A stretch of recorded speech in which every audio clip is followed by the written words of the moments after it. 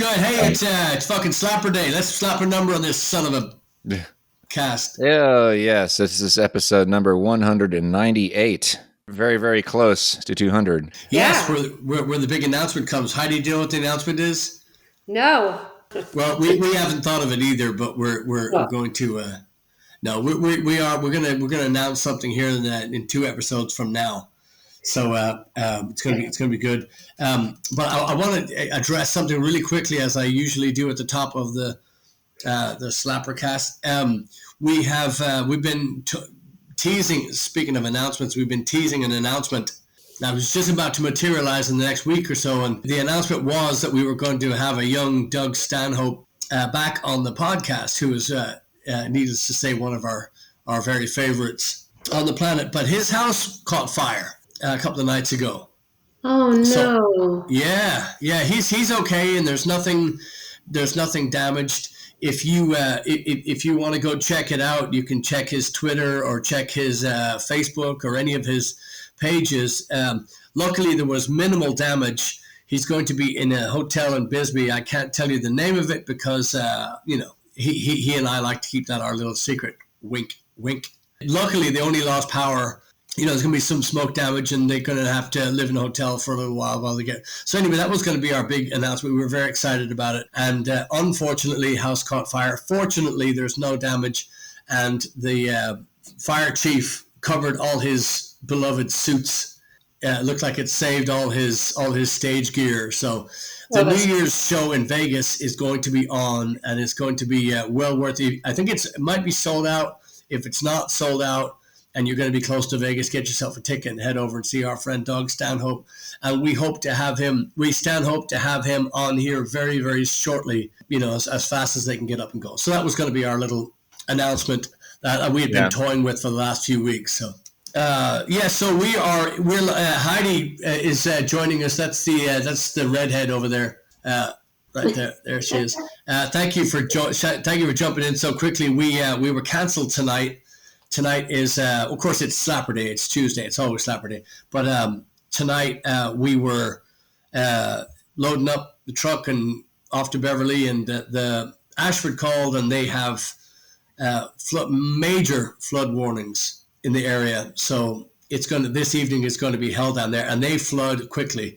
This is Houston, Texas, and we have our highlands and lowlands are not the same as say Scotland, for instance, but our when it gets low, it gets real low around Houston, and the water fills up quickly. So they opted to shut it down for tonight, and we opted to agree with them and stay home. So unfortunately, but Heidi, like I say, Heidi, thanks for jumping in last minute. We lost Turbo because we saw something teeth related happened on the internet, and he ran away. So so how you been? How you been over there in Phoenix?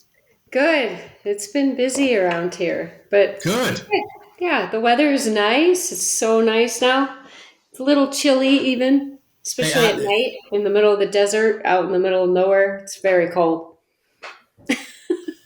Yeah, that must be nice. Our temperature's nice, but we got fucking rain. We've been in a drought, it seems like, for 6 months, 7-8 months. And now all of a sudden it decides to, that's Houston, man. It just visits you on the same day. Or, you get all the rain for a year in a minute, in Houston. Yeah. Annoying. Well, at least you're getting some rain, but too bad it's canceling the shows. Yeah. We pretty much have an entire weekend rained out. Yeah. It fucking sucks. Yeah. Yeah, so, we canceled Kima on Thanksgiving Day. Hey, how was your Thanksgiving, Heidi? It was good. We did nothing. Well, the only thing I like about Thanksgiving is putting up the Christmas tree. That's what I do on Thanksgiving. Is I start Christmas. So we were just around the house, cleaning out the garage, putting up the tree, hanging out. That's it. So nice. What'd you do, Chad? Well, my mom and I did Thanksgiving because we were supposed to be in Kima on Thanksgiving. We did Thanksgiving on Wednesday. So mom was actually planning to come to this show that got canceled today, the Ashford. So whatever. Yeah, we had Turbo, and Turbo even brought a roadie with him today or yesterday. So we had he sent us a picture from the car. He and the roadie all set and driving out. We're no, wait, they canceled it. So it's just so fucking annoying, and more so because of the new stuff that we've been throwing in. But that's again, it's not like I said, I'll take the rain anytime. I'm moving out of Houston. I'm in the process of it right now. I'm in the middle of looks like Hiroshima in here, and I'm very, very grateful for the rain, because the lake that I'm going to be living on now has been way, way, way down, and now the water's right back to where it should be. So I'm very grateful for that. But at the same time, I really hate missing the show tonight. I've done some warming up, some songwriting, and some physical writing, some song ideas and whatnot. And so again, it's always crap to miss a gig, but it's these last two hurt because we had a lot of new stuff to throw in. Yeah. There, so. And it had freaking bad luck of the draw. Both these places are places that actually do get affected by bad weather. We used to play. I alluded to it earlier in our text conversation that we had a really long streak of evading or thwarting rain forecasts because when we would play at Fido, didn't matter how high the percentage chance was. In the worst case, we could always move inside there, so it was never like the show was going to get canceled. But frequently, we would take our chances and just set up outside anyway, and it would most of the time we wouldn't see a drop of rain until we were finished playing. I'd say we had about a 97% success rate. That's right. When we really did. We tortured the weatherman. Yep. I think there was one time we had to hustle to get the shit off the middle stage and into the inside stage. Oh, I can remember at least 3. 3? Really? Okay. Oh yeah. Yeah. That was the main time I remember was when we went to see the Pogues. And it started raining right before we were about to leave to go see them. Yeah. We literally just threw everything on the inside stage. And then when we came back, we had to untangle this big, wet, tangled mess. So we started really late on that last set. Yeah. Anyway, that was the worst. That was the worst situation. Yeah. And then the board died very slowly. Yeah. That Mackie board. Yeah. I still have it. That was a Behringer, wasn't it? Oh, you do? Okay. I had 2 Mackies and 1 Behringer. The Behringer surprisingly lasted about a tenth of the life of the Mackie, which was if you don't know Behringer, they are the Walmart of rock and roll gear. They will not give you a 5-minute warranty on their shit. Once you buy it, they go okay, and they run away. You're never to be seen again. Awful stuff, but again, good in a pinch. Yeah. So Heidi, what have you been doing over there? You've been playing it. Yeah, last week I was playing a lot. I had a bunch of last minute, things come up. A solo gig and a wedding. Those were all really last minute. I played with the West Valley Symphony. They were doing a Beethoven concert with a pianist, Concerto No. 3. That was a lot of work, but it was really good. It was nice. Nice. Cool. Yeah. So it was good to do. And then I think a week before that, another last minute call to play for Marie Osmond. And Whoa. I misread when I got the email. I misread it. I read it as, can you sub for, I don't know, a violinist for Marie Osmond? And I thought it was a violinist named Marie Osmond that I haven't met in Phoenix. And I just said, oh yeah, I can do that. And then I looked again at the email a second time and went, wait, Marie Osmond, play for Marie Osmond? Yeah. And it was a stage orchestra. Nice. Did you get to meet her? Yeah, I did. She was so nice. So awesome. Cool. Very sweet. Did she ask for my phone number? Yes, she did. But, I told her it's not a good idea. Oh, for God's sake. Heidi, what's wrong with you? That's right. I haven't paid you in a while. Okay, I understand. I'm going to take that. Duly noted. It's actually Donnie and I that had the fling, but I don't want to talk about that I was this long-haired lover from Liverpool. Well, look it up, kids. You'll understand later. Hey, Ben. Say hi. Hi. He's good. He's got it. You can't see it, but this is how into Christmas I get. Here, Ben, squeeze this way. He's like, what are you doing? He's got a little red and black Christmas collar. It's a Blaggards collar. That's what it is. That's what it is. Little Christmas dog. Yeah. Excellent. I've got my Blackguard thong, my Christmas thong on right now. You can't see it, but I'm actually standing because it's so painful to sit. Because it's actually made out of twine. Oh. Yeah. I thought maybe tinsel, but twine is worse. Well, tinsel's a little harder to clean, but I don't wash it. Who cares? Yeah. Yeah, there you go. There's a nice segue to Christmas.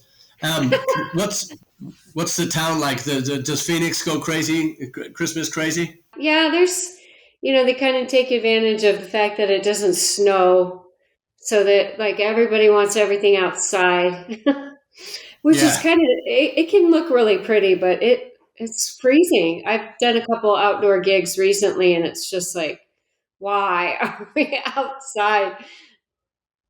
The desert with Christmas lights is a huge attraction for everyone that comes here from not here. I get it. I'm really looking forward to January to getting out there and playing at Fibber McGee's and the Dubliner, and of course Bisbee. But I'm so excited. I love the desert. I really do love the desert. Again, don't know if I'd live there, but just I love the I love the scenery. I love the air. Especially in the winter. I love nighttime in the. Yeah, it is nice. We've had some really amazing sunsets just recently. So it is.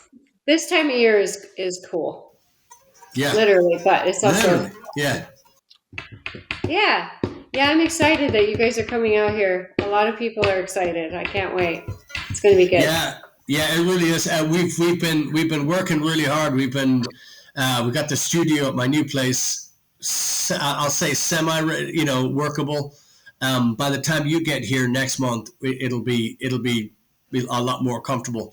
But it's been great. It's fun to play in. It's fun to, have a little bit. There's no traffic outside. There's nobody around. It's nice. Yeah, it is. Good. I can't wait to see it. Yeah. I'm very, very, very pleased with it. So. Tomorrow I'm making another trip up there with a bunch of stuff. I actually get to see both my kids tomorrow, going up to have dinner with both my kids. So I'm really looking forward to that. Haven't seen them since August. We haven't all been together since beginning of August. Nice. Wow. So, that's good. Is that poster behind you? Is that from when we saw them, or is that from? Is. Is it? Oh yeah, the great late Justin Townes Earl. Forgot about that. Yeah, and there's actually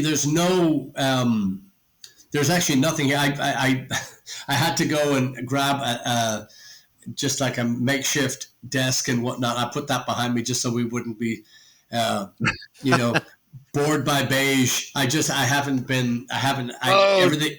The place is just stuffed. I mean, the front of the house is just stuffed with stuff ready to leave here. So, I think you just got the title for the episode there. Bored by Beige. Oh, that's pretty good. Yeah, that's cool. I didn't know that you grabbed that while we were when that happened. That's cool. Yeah, and initially we were talking about doing which I think we should do for next week. But we were doing Chad and I had been doing a dive into the Pogues.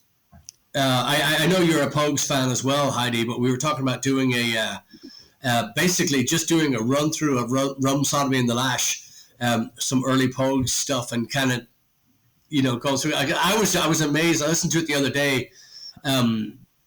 We will have Chad's been putting together these little shorts on YouTube, and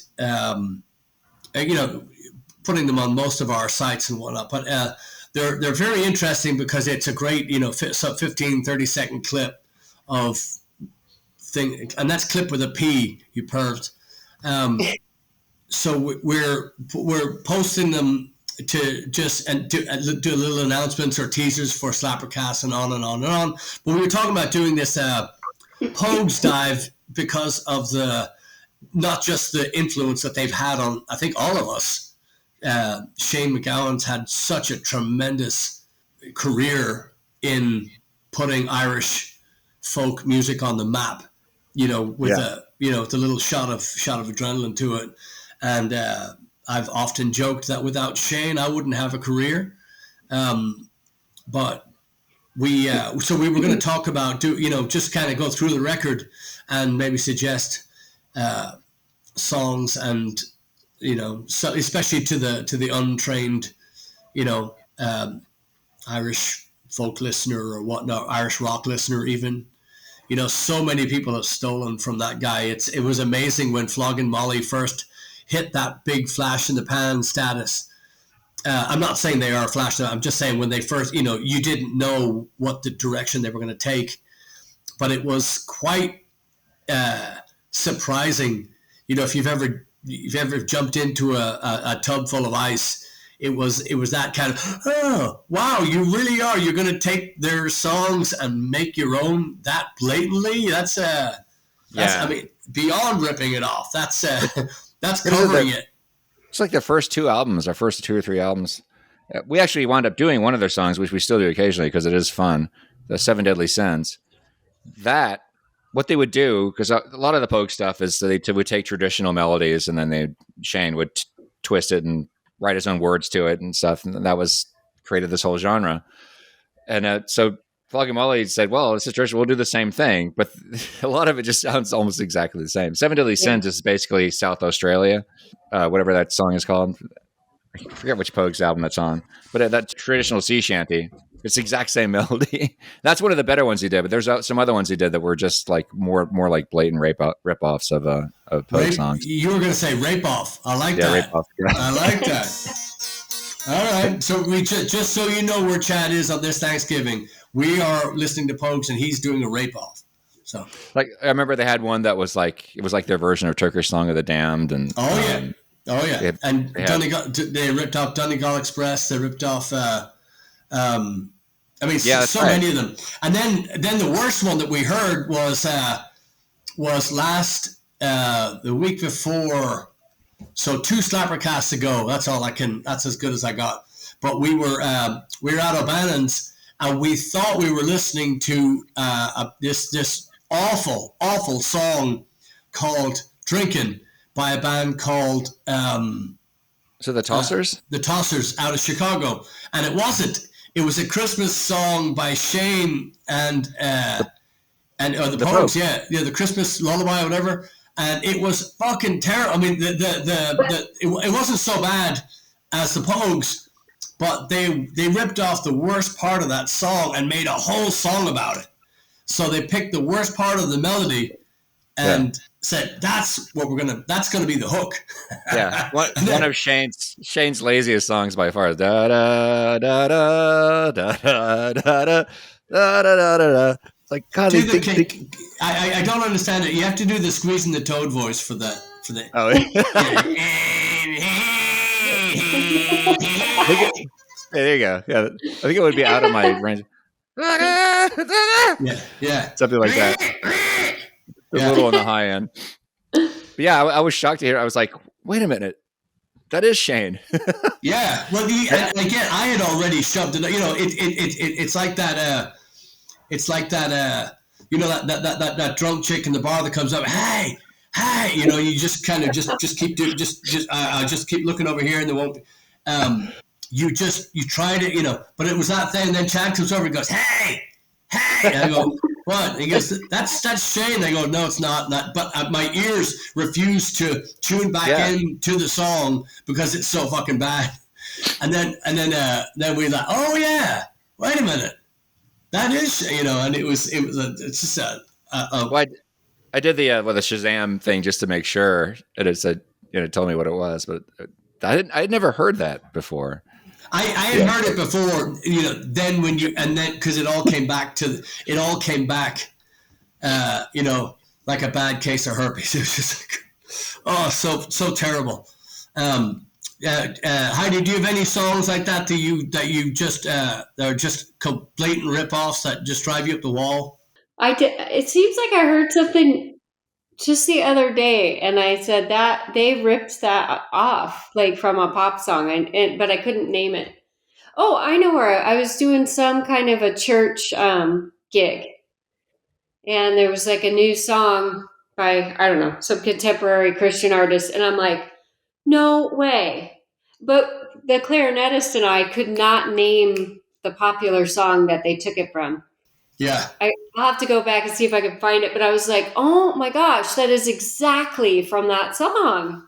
And it made me so mad. Yeah, I know. I get angry when I hear that shit. Do you know who does the best? I doubt I'm wrong, but if speak up if you know anybody that does. But I think the people that do that the best, that get away with it, is a band called, I've mentioned them before in this program, but a band called Steel Panther. And what they do is they take these old Bon Jovi and yes. but yeah, and they take these hits of theirs and they turn them into these R-rated, sleazy, poppy anthems nearly, but they're, every single one of them's got a hook, and the lyrics are sometimes exceptional, sometimes middle of the road, to fair, but most of the times they're just really, really, really good. Like Fat Girl is one that comes to mind, or they have another one that sounds just like the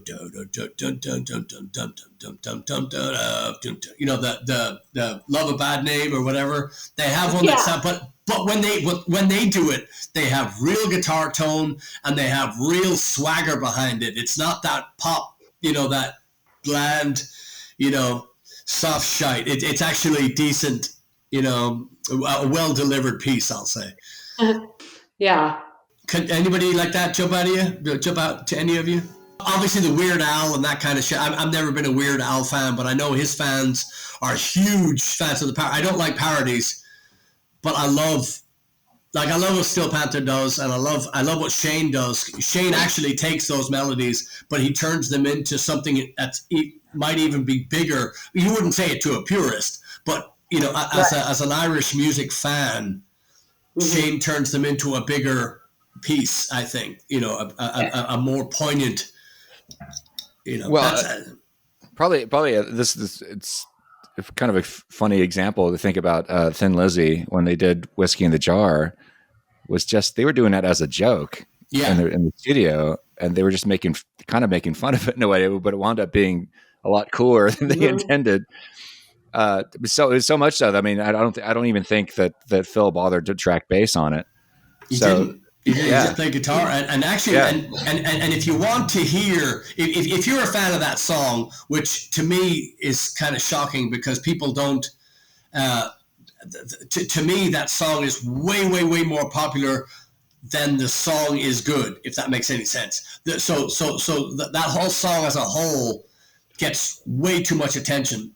Again, in my opinion. But if you want to hear the difference in the delivery of that song, there's absolutely a magnificent show on. You can see it on YouTube, but it's a concert for Phil lineup in the RDS in Dublin, and Gary Moore hosts it. But they bring Eric Bell, the guitar player from Belfast. They bring him out to play Whiskey in the Jar. And I've heard that song way, way, way more times than any one human should ever have to listen to it. I've heard it way, way, way too many times. But when you see Eric Bell play that song, I think it's a night for Philo, or I'll try to find it. But it's magnificent. But watch and listen to how Eric Bell delivers that song. That is the difference between the way it should be versus a copy of. Yeah, he was fantastic. Yeah. I've often talked about how my favorite guitar solo in the whole world is what he did on the full album version of The Rocker. And what's funny about that is if you go and watch footage of him playing live, he doesn't play the solo on the record. That was something he did in the moment in the studio, but it blows my mind just how perfectly crafted the whole thing is. It's like almost a study in good guitar solos. Yeah. Because he doesn't just do one trick. He does one trick, like one little kind of hook. He plays around with that, then he moves to the next one, then he moves to the next one, then it just culminates in this huge crescendo at the end. It's just yeah, but again, I don't agree with the trick part of it. To me, to me, it's a feel, and right. He's one of those feel players. He never plays the same thing twice. He and God, I was just listening to him. Anyways, I love players like that. People that just play for the moment. That song was a moment in time that just never saw the light of day again. Well, I mean by tricks is like sort of motifs that he would go into, like he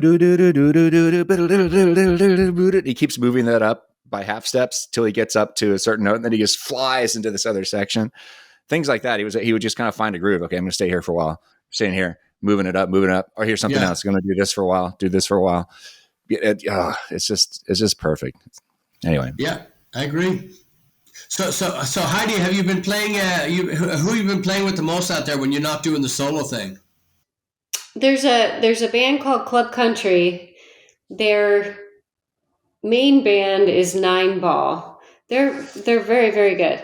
And then when they add me, it's Club Country, and we do corporate events and weddings that are, where they want a country theme kind of, but we end up doing rock and roll too. So I've had quite a few with them, and then a few with Daisy Train, which is another country band here. That's about, and then just random stuff. But yeah, that's who I've been playing with the most lately. Excellent. This is the busy time, right? Yeah, this is really busy. Yeah, it'll get busier and busier through March, April-ish, and then it kind of drops off. But yeah, January's busy. It seems like October through February is probably the busiest, and March. Sorry. Okay, I just keep changing my mind about the busy season, but it's busy right now. Yeah. Again, I'm still having a hard time remembering how the shit works. It's still nothing is back to normal. Right. And we're still talking about it. This has been another list of this has been another number on the list of things to do for us. And in the near future, one of the things I wanted to do was get a bunch of musicians on here, and maybe even do a different. It doesn't have to be a SlapperCast, but maybe a different, just offshoot of this. And but because I would like to talk to some of these club owners and musicians, especially that are in our position, that do our own booking and pretty much handle our own business and just daily affairs, blah blah blah. Because since the landscape is still so it's still so fluid, coming out of the last year, it's still not back, and I see more and more bands doubling up on bills and stuff like that to get people out, because the attendance is way down.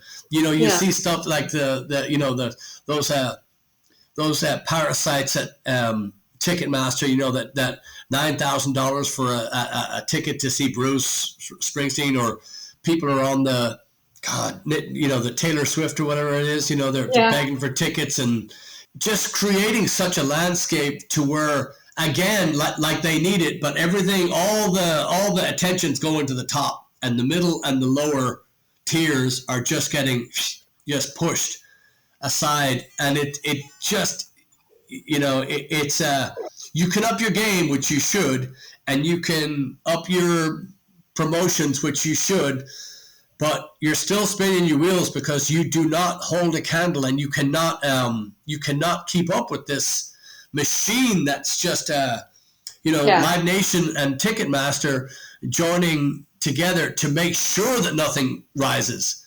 Yeah. Everything stays in the and it's not going to change until people. Anyway, so sorry, off the soapbox, but that was the direction I would, wanted to do. Wanted to get with some of these musicians / local promoters and see what can catch fire and what should catch fire and what should be burned. Yeah, I still think that's a great idea. Hope we can do that soon. I was just watching a video on YouTube recently about this guy. One of my favorite new channels I found recently of a musician dude named Michael Noland. Really, really cool dude. Just basically spent a whole video bitching at Bruce Springsteen for his insane ticket prices that he's promoting right now. As much as something like $6,000 for $9,000 is what I saw. Yeah. And even for the nosebleed seats, it's like, oh my God, they start at $250 to sit up in the nosebleed, as much as $600, I think, to sit in the nosebleed sections. Absolutely obscene. It's just, yeah, I mean, I know Heide charges that just for a private lesson, but that's worth it. That's worth it. But again, I didn't click on it, but I did see the headline, Springsteen defends, the high ticket prices. I was going, nobody that sings about Allentown and, steel belt, rust belt, the yeah. That's basically what this guy was saying in the video. Is he mentions that, and he says like Bruce's defense basically amounted to, well, everybody else is doing it, so that makes it okay. He did not cut him any slack at all. Nobody puts that fucking show on. I don't care who you are. I don't care what you don't put that show on. $9,000. That's probably I don't spend that on coffee in a month. Okay, maybe close. But yeah, that's crazy. Yeah, I mean, you can't touch. Nobody can touch Bruce, but I mean that doesn't. Yeah, I mean, it makes me miss Tom. I don't know where Tom Petty. I'm pretty sure I knew where he stood on this ticket price thing, but he's dead though. Yeah, I know. It's like I kind of wish that he was still around, but I don't know what he would. I don't know if he would still walk that line or stand that ground. Because he. I bet he wouldn't back down. His own tongue. Yeah, right. Because he was famous in the 80s anyway for fighting against the rising prices of LPs back then. I don't want to fucking make that call, but it's Eddie Vedder's job now, and Pearl Jam. That was the biggest noise, and they couldn't fight against Ticketmaster. So I'm gonna say something for the classical musicians that barely make anything when they play a concert, and the amount of work, like I had forgotten how much work goes into playing for the symphony concert. Like my hand is still sore because I have not played like that in a couple of years after sitting out COVID and stuff. But the training and the amount of work and the talent that they have, the skill that they have, and the peanuts they make while somebody's charging $9,000 a ticket for one night. Like, it's sad. Classical musicians have got to be the worst paid musicians of music. I mean, it has to be. I mean, maybe the New York Phil, it does fine, but it's really sad because it's a huge amount of time and talent. Yeah, but at least you get to wear what you want. You don't have to pay for dry cleaning. You don't have to get your hair done. You don't, right? No, you do. You have to wear concert black, which, it's not that bad. I know. But they don't have to look good. That's true. But, yeah. It's just, it's mind blowing, because we get to, a few years back, Blaggards decided that we were going to put collars on the shirts. Sleeves haven't made it round to my side of the stage yet, but we decided that we would just take a step up in that department. Instead of the t-shirts and the would do that. Hell, I even put boots. But I mean, at the same time, that's still my stage wardrobe. Although the last few months have been the same. Seems like the same 4 or 5 shirts I've been rolling. But I've bought in the last couple of years maybe 200 plus shirts, and then the sleeves just fall off. I don't know what the fuck the problem is there, but maybe I spend more on that. But and just that, again, my the price of that stuff is not coming down. It's not getting cheaper, and it's not getting the strings for guitars and the PA and the maintenance on this stuff. It's not getting any cheaper, and the bands are not. The bands are definitely not making any more, and the crowd size is not picking up. We were all betting that after the lockdown that things were going to be just uncontrollable. The crowds are going to be insatiable. Hasn't been the case. We've seen a little uptick for a little while, but then it's just it's kind of back to where it was when it was okay. Yeah. I kind of wonder if people just got so comfortable staying at home. Yes, they're like, I think so. I think so. I could just stay here and watch Netflix or the latest live stream. Mm-hmm. Especially in Houston, when it rains like this, nobody goes out because there's nothing new about that. But it seems like it's even worse now. Yeah, it's just people think, I don't want to go out there because they don't have to. Yeah, it's a strange. Well, and again, I feel for the classical players, and also the solo artists too. They have to. The solo artists are it's most difficult on them, I believe, because when the club can't afford a band, if they pay this much for the band, they're not going to pay that much for a solo guy. They're going to go like way, way, way below. You know what I mean? They're going to try the bar tab. They're going to try the bar tab plus a pat on the back, bar tab plus a pat on the back, and maybe some spam. I don't like spam. Well, can I get spam instead? You've got no fucking record as a solo. And then it's tough. It's tough. I think I'm whining.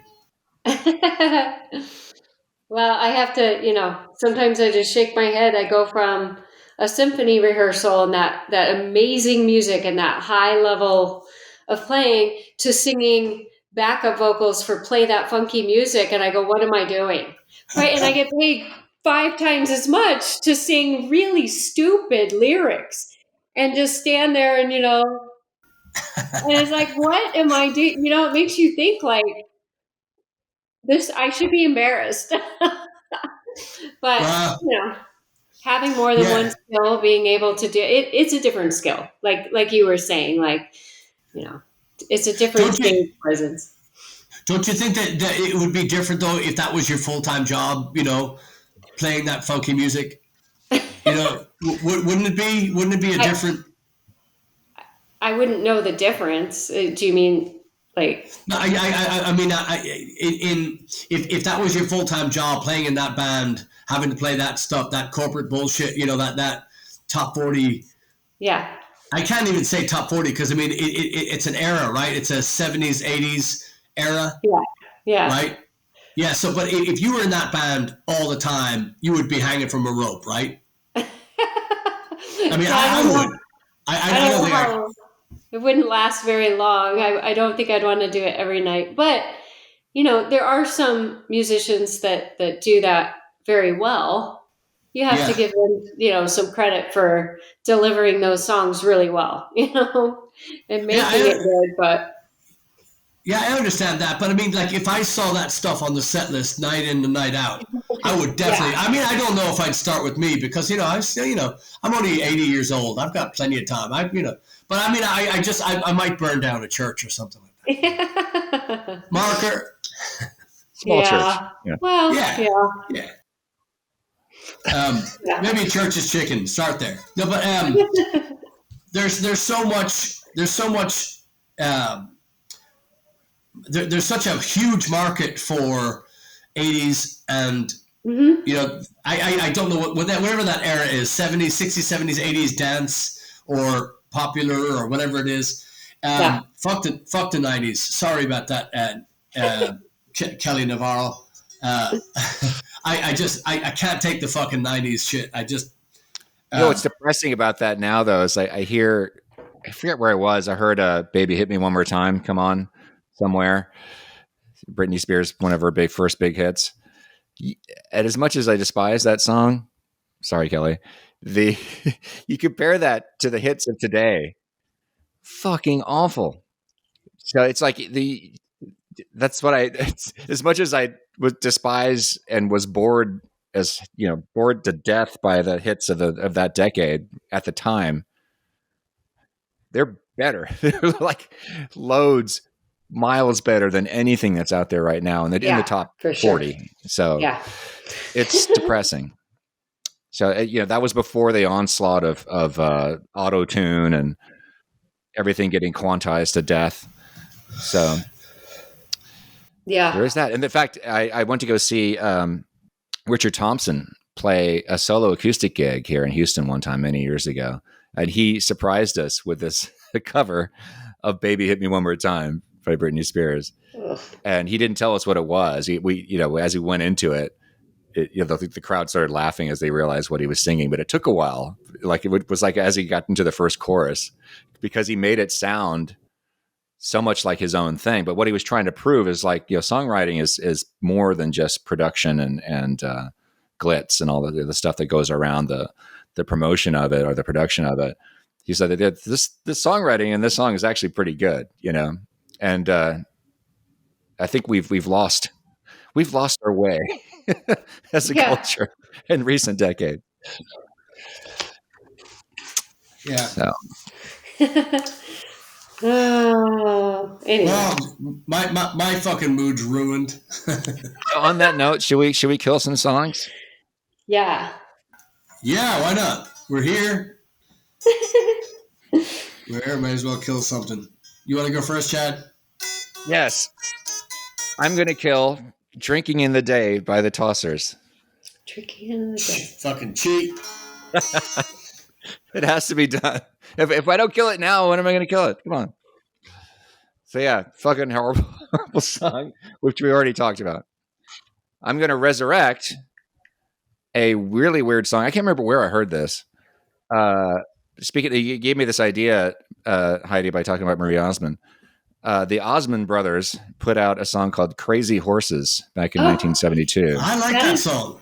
That's a crazy insane song. Yeah. It is. And it doesn't sound like anything that you would expect to hear from the Osmonds. No. It sounds more like, to me, it reminds me more of like the Scorpions, like from when they did Sales of Sharon, or however that's pronounced, Sharon, which is also a crazy song, which is a wonderful song that everybody should listen to with some amazing guitar work on it. But this song is nuts. And, but it is. Yeah, it's actually really good. It's been covered a lot too, for good reason. Anyway, it's got this weird thing in it, which sounds, I think, is a synthesizer or something, but it sounds like some weird Yoko Ono crazy. It's just insane. It's wild. Yeah, it's wild. Yeah. I can't remember. I learned about that song just recently. I can't remember if it was. Did we see something about that, Patrick, in the van? Did we stumble across that, or I can't remember? I think you guys were talking about it in the van one time. Was it okay? Yeah, definitely. Yeah. Yep. Anyway. Yeah, I have 5 sisters, and I remember 3 of them. The oldest 3 were into Donnie and Marie, and they were into more Donnie and the brothers, but fucking slags. But that was my first memory of that as a kid, going, "Wow, that's pretty cool. That doesn't sound like that that long-haired lover from Liverpool bullshit." Yeah, I finally got a pulse there. I know, and to have what was essentially a boy band of the day doing something like that. Yeah, it's like, wait, can we go back to that now? Like, can people just be weird and creative? They can't get away with that shit anymore. I don't know. At least not in the top 40. It should be different. So I'm okay. I'm going to stop complaining about that now. All right. Who's next? I'll go next. I'm going to kill Boulevard of Broken Dreams by Green Day. I hate that song. It's so lame. It's the same. And you noted a long time ago, it has the same chord progression as Wonderwall. Wonderwank. Yeah. Wonderwank. Yeah. And you would sometimes back when we still would throw that song out to annoy people, you would throw a few words from that song in there as well, as I recall. Yeah, I did the intro to both, switch them up. Yeah, right. That's a good one to kill. And then it doesn't even need resurrecting, but I've been watching all this new, stuff on Dolly Parton and all the recognition she's getting. I love Dolly Parton, and I love Dolly Parton songs. Like I Will Always Love You, I think is, I know, probably overdone by many people, but I love that song. And Why'd You Come In Here Dressed Like That? I love that song. Oh, good song. But I'm going to, I came across one I had not heard before recently, that she wrote when she was 18, and they wouldn't let her record it at first because it was controversial at the time. And it's, I think it's called Down from Dover. It's the one about the young girl that gets pregnant and the guy kind of takes off, that story. But it's called Down from Dover. And it is a really powerful, heartfelt song. And she does, of course, she does it so well. But it's really, I had never heard it. And I just came across it. I'm going to check that out. That sounds good. It is a really good, And it's interesting. It doesn't sound like most of her other stuff at all. So it's cool. That's my song. Cool. That's my pick. Yeah, I like it. I always wanted to cover Dumb Blonde. I thought that was a great, and of course the Why'd You Come In Here Looking Like That? I think that's a great, that's such a hook, such a great Dolly hook. That. Yeah, I love that one. Yeah, she loses me on a lot of the gospel shit. But again, she's another one. She's like the Van Morrison of singers that can just put something out there and sing like eating biscuits and gravy and country ham and just this awful fucking lyrics. But her delivery and the power and what she holds in those lungs, she can basically sell you anything. She's I big Dolly fan. So I've been moving, and here comes the excuses. But I've been moving and basically demolishing the house that I've been, gutting the house that I've been in since 1995. I think it was 95. And so what I do is I put on these long videos. That's just music. It's just got all this. Just the compilation things or whatever. So you put it on YouTube and it blasts it through the stereo, so there's music playing all the time. Well, one of the videos that I had on, which was a Rammstein concert, which is, again, unbelievable stuff. The song the band that came on after that was this Iron Maiden show, and it was this handheld camcorder concert from the 90s. Again, it was the year I saw them in a small club in North Houston. And it had the aforementioned Bayley on vocals. We've talked about many times. And he's doing these old Bruce Dickinson numbers. And so again, if you're not familiar, maybe go outside and, smoke some weed or do whatever you do. But if you've ever listened to any Iron Maiden, it really is, it's the difference between having Pavarotti or the Cookie Monster take turns singing the same song. And, whether it's the theme song to Sesame Street or whether it's Charlotte the Harlot or Hallowed Be Thy Name or any of these, you just can't put somebody without range in those shoes. You can't do it. And so they did Chad's favorite. They did Heaven Can Wait, and they seem to do all these these B-list selections from Iron Maiden because they weren't doing the usual stuff. It was like they were trying to pick a new direction so they could forge that road with this new singer, not knowing that Bruce was going to come back, a couple of years later. But these songs that I was listening to, it's torturous because they'd be flat and he's trying his best and he's not a bad singer. But again, it's like me singing Dolly Parton. It's not going to be pretty. So, I went and watched an interview with Blaze after we talked about him. It was a few shows ago. And I like him. I like the guy. And I felt, maybe you said on that show that you felt bad for him that time you went to go see them, and that he was just getting such a poor reception from the audience. Because nobody would had any interest in him. Yeah. Yeah. And he doesn't have great stage presence. Again, I shouldn't, knock anybody for that, but he stood in one area and it was usually to the back. And so I think this video was shot after I had seen him in Houston. And in this video in particular, he just stood in the back and he looked like one of those plastic toys that would just do this and this. So like a masturbating ape or something. It was just and there was no swagger, no confidence, no. When he sang and when he was in his range, he was fine. But then he would move to the back and then again do these horrible,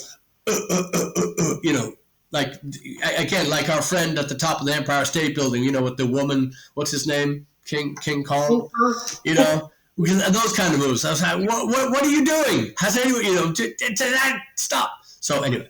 Yeah. But I'm curious to go and hear, because he's been very busy. He never stopped, and after he left Maiden, on good terms. I mean, he was fired; they let him go, but they're still friends and so forth. He still hangs out or sees them occasionally. But he went off and did a solo career, and he's been with some other bands too, I think. But he's been very prolific. He's put out a ton of shit. So yeah, I have a lot of respect for that guy. He just stuck with it even after that. No, he got this over his shoulder. Yeah, he had it going. He had a whole career going before Maiden, and he just picked up after. So that's definitely not a dip in your career. That's a huge moment. And I know Ben. I know for a fact Ben is a huge Blaze Bayley fan. I can tell because this is it's the only time I get to talk. Hey Ben. But he addresses that in the interview, like he says, because the interview was pretty cool. The guy talked about a lot of stuff besides Maiden, but he does get into it at one point. He says, I have to get into this at some point. He goes, and Blaze is like, oh, I know, they hate me. Like, I don't know them, they don't know me. Ha ha. He's long learned how to live with it. It's like he can't. That part of his legacy is never going away. Again, I just I can't even pick the songs that I want to kill. That whole episode with him, their songwriting suffered, his career suffered. Only that he wasn't even able to. It seemed to me that he couldn't contribute. Again, you're talking to somebody. Yeah. This is where I cut my teeth. Yeah. Or I should say, formed my taste.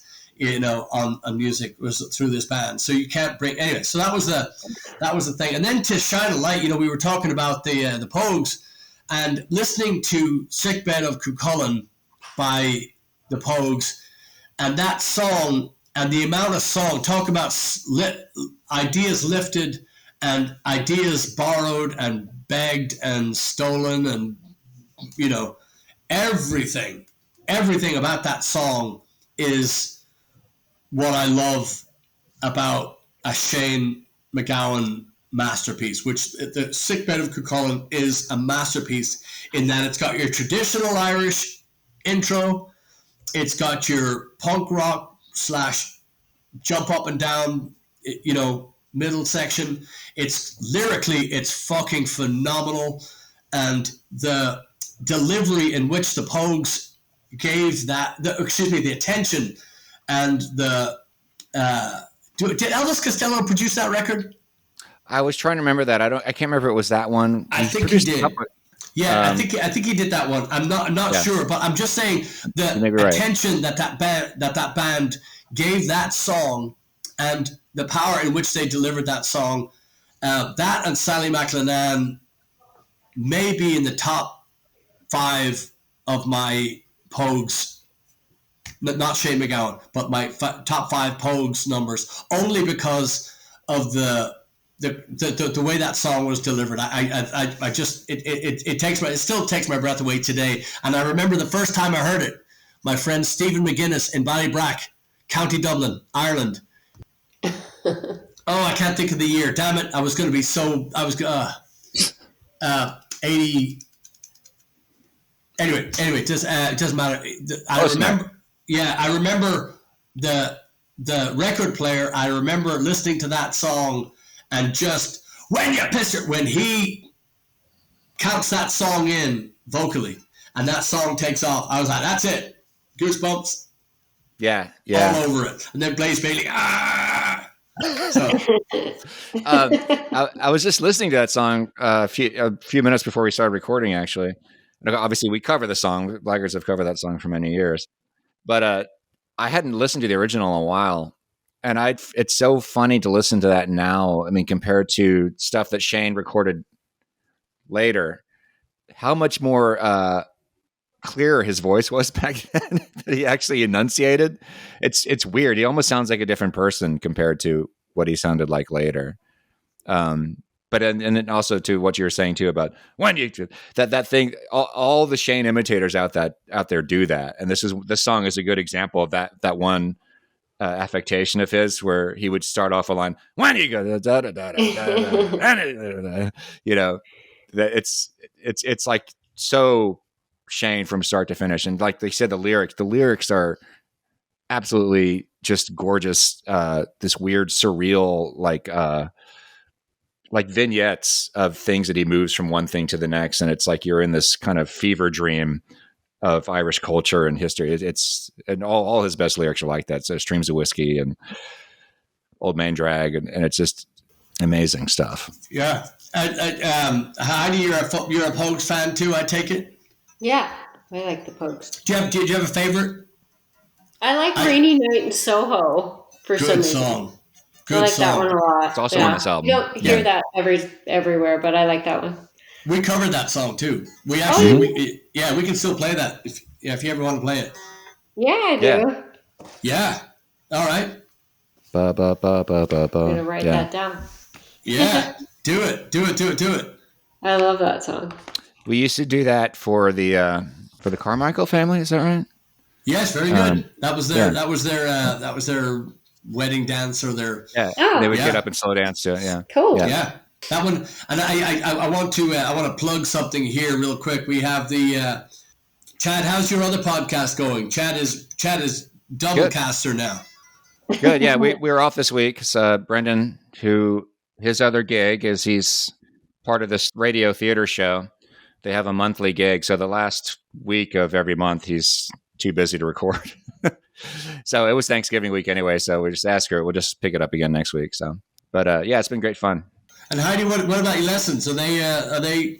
They're good. They're getting intense. I've got a couple preparing for their college auditions, and that starts becoming due next week. Like I think the Rice University auditions are due next week, like first round. Yeah, and then they've got in January here the regional competition that they do for high school. So it's getting busy. So between holidays and, the timing of everything gets trickier, Yeah. And then finals week will come up and they'll freak out about that. And so it's getting good. But, so are you accepting online students or do you just do? I do. But nobody wants that anymore if they can avoid it. It's, It's dwindling because everyone got so tired of it. Yeah, even the people in Houston that might want a Phoenix lesson. I'll take them. Yeah, Okay. I think it still works. But okay. And we'll put your website on there. I asked because we've had a couple of. I know that we have you coming in December. Very, very, very, very excited about that, which is not my nature, but I'm very, very excited about that. And we got to play for some of the people in Conroe that you're going to meet, and they were over the moon to hear that you're coming in. Our friend Larry, that's seen 50 shows in the last, we've only played 40, but he's seen 50 of them. Figure that out. He is beside himself. Can't wait to come. I mean, everybody we've talked to, and we got to talk to a bunch of them at Molly McGuire's at their 36th anniversary. Saw that. Yeah, so they're really excited about it. And then we're doing a private show in Austin, which you'll meet a bunch of our aforementioned Fido pals. there. So, and then Cool. before that, you'll get to see the studio and the new place and whatnot. So, very excited about having you come in. That's gonna be a great week. Me too. Yeah, I'm looking forward to it. It's been too long. Yeah, I know. And the good news is none of these places can be rained out. That's right. Good news. Yeah. Yeah. Yeah, I think the Conroe show, I think it's their 25th or 26th anniversary. It's another one of those. Fucking babies. Yeah, I know. So, like I was telling you, that we're sending our very best to Doug Stanhope and Bingo, and hopefully that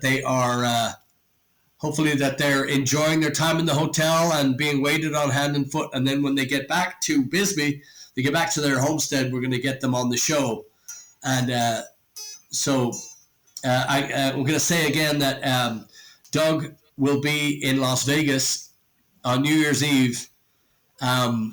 Maybe our old pal Chad here, Prodigious Smalley, will put the link in the thing for our friend Doug, and just let's get this going. I will also link to Doug as he's standing outside his compound as it's being tended to by the fire department, singing "Burning Down the House" by Talking Heads and doing a very good David Byrne impersonation. For somebody who hilariously claims to know nothing about music, he actually knew the lyrics to that song. So that was my hat is off to you, sir. I thought that was super cool. Yeah.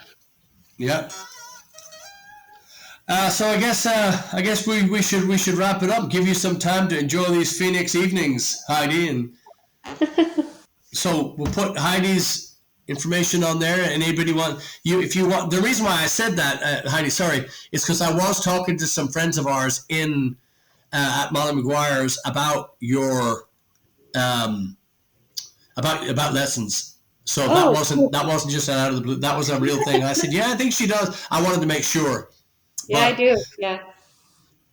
Good. Cool. And then everybody should come meet her at Molly's in Conroe, or if you're lucky enough to be on the list in Austin, come see us there.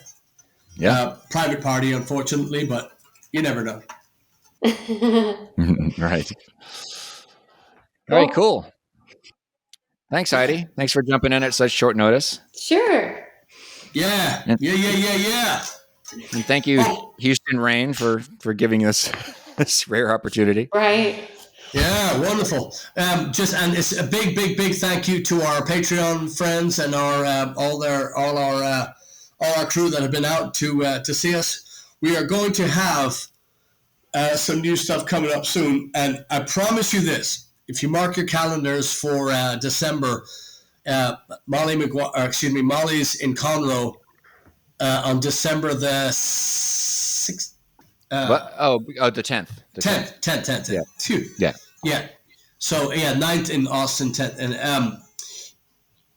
I promise you, we're gonna have some new shit that you haven't heard, and we're going to get you caught up with young Heidi here. She's coming in for a very, very short time, and lovely for you to come meet her. So, and it's not that far out of Houston. Remember, if you drive fast, you get there quicker. Yeah, that's right. Yeah, what is it, like 40 minutes, 40, 50, I don't know. It's about the same distance as Galveston, right? Just driving the other way. That's a little bit closer, yeah. And it's a lot more to see in Conroe. Shut up! Yeah, there's a Whataburger there, right next door to the pub, so hey. Yeah. At least there was last time we were there. Oh, there is. Trust me. I went through when I was bringing my brother up to my new place, and we stopped in, and I had been telling him, I was we're going to be playing there. And we're driving through the water, and the ladies in there were saying, oh, nice van. And I said, yeah, do you want to come back there? Or cut that part out. And Andrew goes, yeah, he's going to be playing there. And they were, oh, really? Yeah. Right, yeah. So it's still there. I just remember this too. Like back in the original lineup, we played at Conroe pretty frequently, and actually, they're one of the first times we had local press. We were in the Chronicle. They sent a photojournalist out there to take photos of us playing, and I have that. My mother dug this edition of the Chronicle out So I may put a link to that if I can find that article online. I'll link to it in the show notes. Good old Molly's Conroe. A lot of history there. Cool. Yeah, so anyway, you all have been wonderful. Thanks for checking in. And next week we've got, hopefully we'll get our other guest here on the line here pretty soon. And then also, I just, last thing is the Continental Club on New Year's, Christmas Eve. So December 30th. New Year's Eve. New Year's Eve. Fuck, man. Yes. The New Year's Eve show is going to be very special, and I'm waiting on a confirmation. When I get the confirmation, we will list what it is. But there's going to be a Continental show. It will be an adult show. The toy drive, not so much, but the New Year's Eve show will be an adult show, and Xmas, if you will. But a very special guest, and if that happens, a lot of people are going to be very, very excited. So tune in for that. We're very, very happy, but mostly about getting Heide back on this side of the world, so we can.